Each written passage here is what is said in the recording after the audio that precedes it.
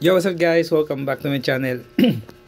This is Haris. In today's video guys, share ko sa inyo kung paano gamitin ang Queen Yasmin font, paano siya gawin. So makikita nyo sa inyong mga Facebook guys, makikita nyo lantaran na yung font ni Queen Yasmin. So sobrang trending siya, nasa KMGS, nasa mga news, gamit ng BPI, gamit ng BChat, basta lahat ng mga sikat na kumpanya ginagamit ngayon siya. So sobrang trending ng font ni Queen Yasmin, but pwede siyang gamitin sa Canva, pero kailangan mo kasi doon ng premium account, so kinakailangan mo pa mag-avail. But in this video guys, share ko sa inyo yung download link niya.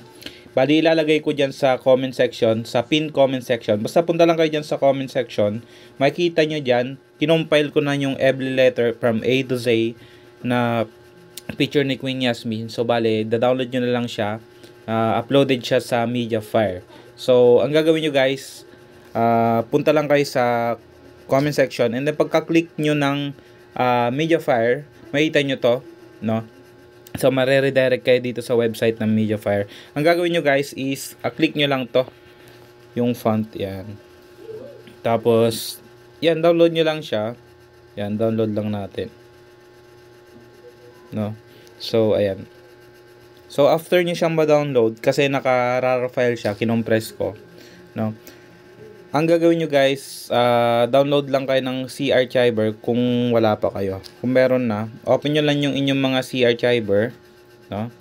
Tapos punta lang kayo sa inyong mga download folder, hanapin ang font na file na naka-RAR. So select nyo lang yung font, tapos extract to archive name, no? Pindutin nyo lang tong extract to archive name. Yan. So after nyo ma-extract, punta lang kayo sa photos nyo, no? Ayan, nandyan na siya. So gamit lang kayo ng any application na pinang-edit nyo ng photo, like Pixel Lab o kaya PixArt. So pwede yon. So in my case, ang ginagamit ko is Pixel Lab. So ito yung ginagamit ko dati pang gawa ng thumbnail, matagal na panahon na. So gawa lang kayo dito ng akin, gagawa ko ng image size na pang post. Gawin ko siyang 1280 by 720p. Yan. Tapos sa akin, gagawin kong white yung aking background. Yan, no? Yan. Tapos lalagay tayo ng text.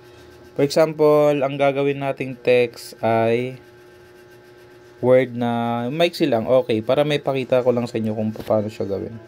Yan, so mano-mano siya guys, i-resize nyo lang. Yan, please, lagay nyo lang sa lugar na gusto nyo, o isentro nyo, ganun.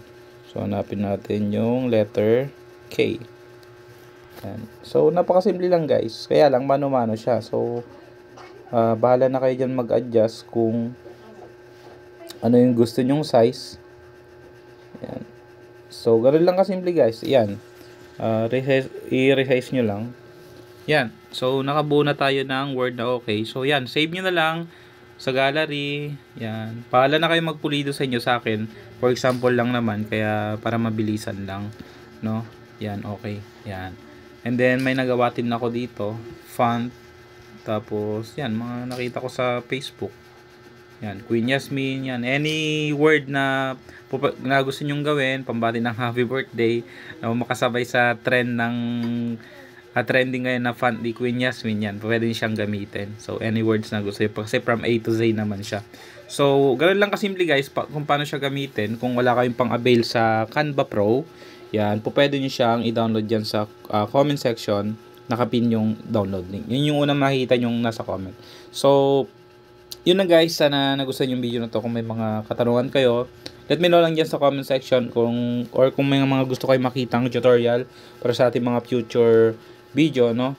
So comment lang kayo dyan sa comment section, and yun lang sa mga kaibigan. Again guys, this is Haris. See you again on the next one. Maraming salamat po. Peace.